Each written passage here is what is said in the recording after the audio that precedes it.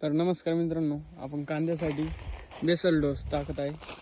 तर आपण इथे घेतले आहे 10-26 एकरी 3 गोण्या आणि सिंगल सुपर फॉस्फेट. TPR कंपनीचं आहे. त्या 3 गोण्या आपण आता याला व्यवस्थित काढून घेऊ. तर मित्रांनो, आपण आता बेसल डोस काढलीत आहे.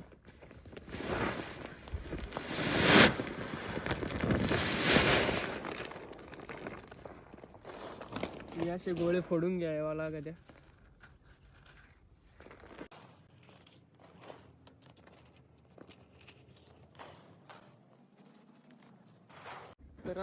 तर आता याला व्यवस्थित काढून घ्या.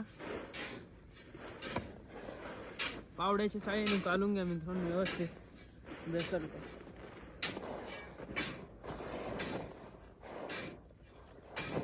10-26 3 गोणी आणि सिंगल सुपर फॉस्फेट 3 गोणी. त्याच्यामध्ये आपण सल्फर टाकूया वरून पावडर फॉर्ममध्ये.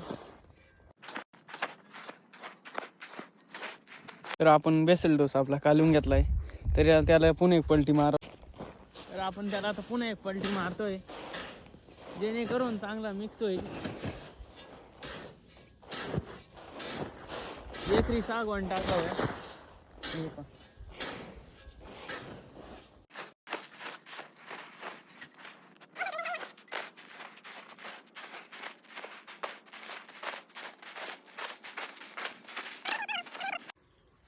तर मित्रांनो, आपला बेसल डोस तयार झालाय. तर आपण आता त्याला शेतामध्ये स्प्रेड करतोय.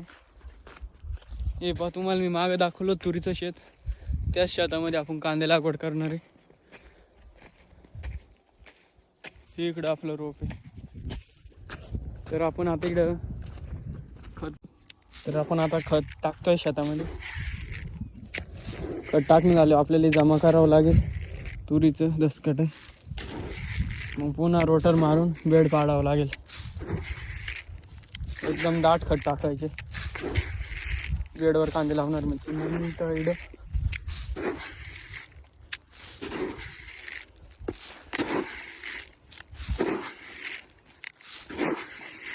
तिकडं 1.5 एकर कांदे लावणार आम्हाला. हे पहा एवढं सारं शेत.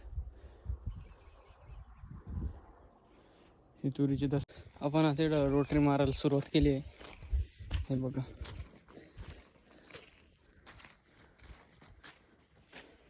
खत टाकून घेतलंय पहिले सगळीकडं.